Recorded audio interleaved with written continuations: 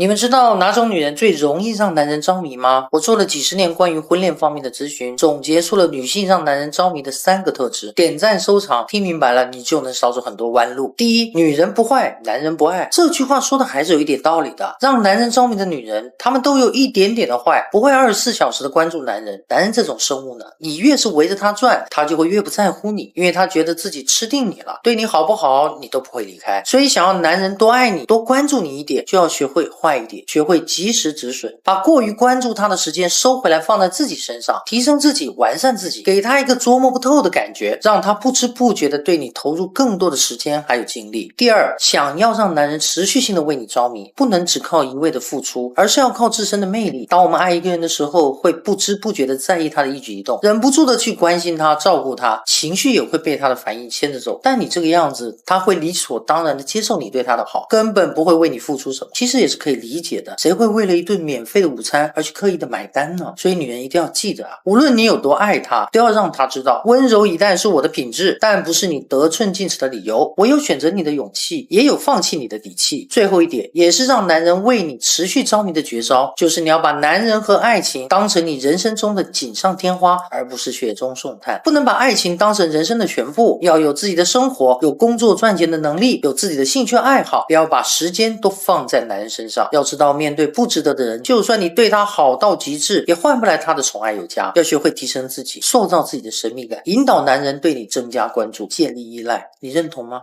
我是百成钢，关注我，做一个幸福的人。你们有没有发现话越多的人越在低位啊？你知道外面那个 green tea 啊，大家都知道 green tea 嘛，跟你这个 yellow face 比起来， green tea 比 yellow face 聪明在哪里吗？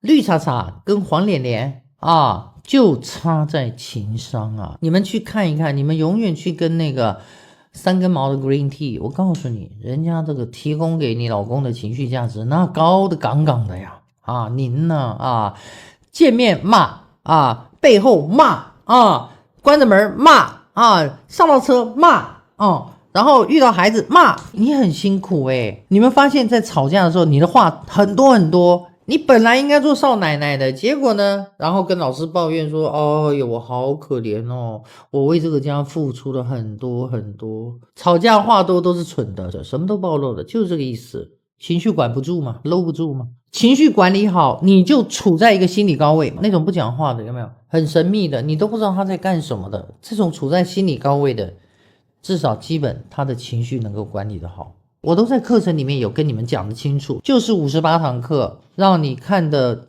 透的情绪管理课，你就不用再买其他的课了，好吧？婚姻经营还是一样，就是一个自我提升。我不是袒护男人，我们老公要护着我。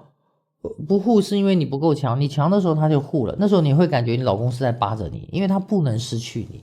我希望你们只要有什么婚姻情感上问题的，你觉得你的情商不高的，或觉得自己生活非常累的，包括了撒娇，为什么要撒娇？回到那个最初孩子那个状态的你，那时候是最舒服的。总之老师的课程就是希望你做你自己，怎么样做你自己，然后又不伤害到别人。你们觉得在选你的另外一半，因为还没有结婚，选另外一半的话，你的标准是什么？至少你想一想，这个人值不值得托付嘛？值不值得托付有几个概念啊？第一个，他的经济的能力；第二个，就是他的性格上的；第三个，他是不是能够提供给你情绪价值嘛？还有一个就是有没有，也不要说是护着你啦。但是如果一个男人让他的家人跟你只能2选1的话，表示他处理不好你跟他家人的事儿吧。你想知道二婚男人对婚姻的心态吗？首先我们要明白一个事实，结过婚的男人和未婚的男人在对待婚姻的态度上是有很大差异的。经过一次婚姻失败的二婚男可能会对再次走入婚姻感到恐惧，他们可能享受着单身生活的自由，不愿意再被婚姻的枷锁束缚，但他们也需要一个女人来满足他们的情感需求，照顾他们的生活起居，甚至是孩子和老人。这个时候他们只能用爱情作为交换，让你为他们付出。那么二婚男到底如何看待婚姻的呢？他们是否真的愿意再次承担起家庭的责任？事实上，二婚男对待婚姻的态度是非常谨慎的，他们会在权衡利弊之后才会考虑再次走入婚姻。如果与你结婚能给他们带来更多的好处，他们才会考虑与你共度余生。相反，如果他们觉得与你在一起并不能带来比前妻更好的感觉，或者无法从你身上获得他们需要的好处，那么他们可能并不愿意对你负责，更别提和你结婚了。所以女人啊，如果你不是万不得已，最好不要去招惹二婚男。他们的心早已被前任伤透了，对婚姻的热情也早已消磨殆尽了。他们的钱和爱都给了前任和孩子，留给你的只有无尽的家务和操不完的心。但这并不意味着你不能找到一个值得托付的二婚男人，只是你需要更加小心，更加了解他们的过去和心态。只有这样，你才能更好地把握住自己的幸福。分手后是否要回头？这是很多人问我的问题。断绝关系虽然看似容易，但要真正停止思念和不再回头却很难。如果你正在经历分手的痛苦，一边崩溃一边自愈，那么请给自己一些时间和空间去疗愈。然而，如果你已经确定对方不是合适的人，就不要回头了，不要花费过多的精力去纠缠和挽回，这样只会让你变得更加卑微。在这段错误的关系中，反复折磨和消耗自己是不值得的。不管是因为习惯、不甘心、对未来的恐惧，还是留恋当初的温暖，相信我，人生很长，这个状态不会一直持续下去的。你以为这辈子都过不去的坎儿，总会有尽头。时间虽然不说话，但它能回答我们所有的问题，而解药都在时间里。现在请忍一忍，坚持下去。对于那些不爱了的人，爱不爱是你的自由，但请你干脆主动的做个了结。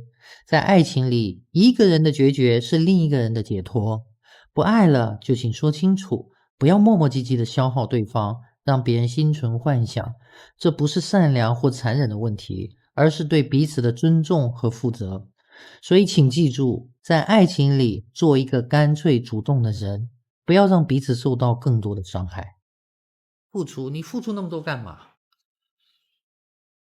对啊，你只要图回报，你就也可能不见得回报了，但是有时候做多了会不舒服，那不要做呗。我的建议就是不要做，降低期待值。我们的一杯温美式说得好，就是降低期待值，好吧？这就是我给的建议。另外一个就是老师，我还要说一个事情，就是并不是我图回报或念叨这个东西，而是他在不断的强调两个家庭的付出要一致，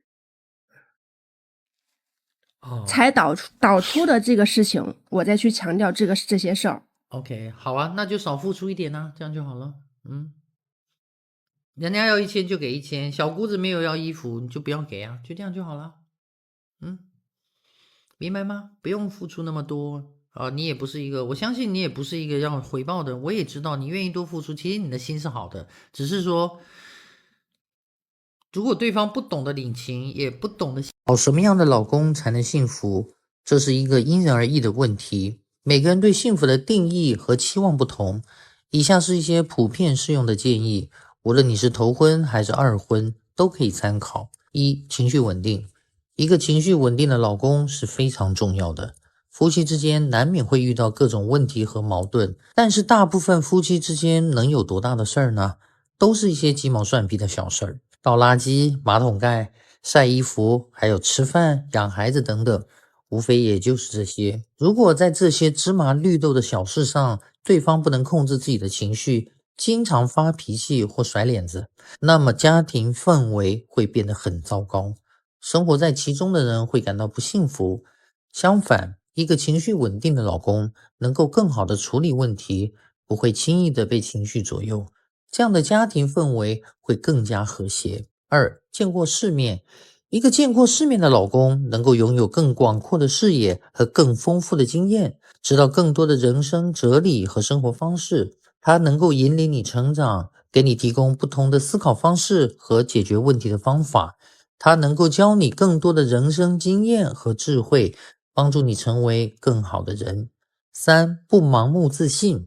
一个不盲目自信的老公知道自己的局限性和不足之处，他们知道如何与伴侣沟通、协商和解决问题。他们不会试图 PUA 自己的伴侣或套路伴侣，而是会用真诚和爱来对待他们。他们知道在待人接物上要特别的谦卑，把精力用在解决问题、实现共赢和让家庭往上走这上面。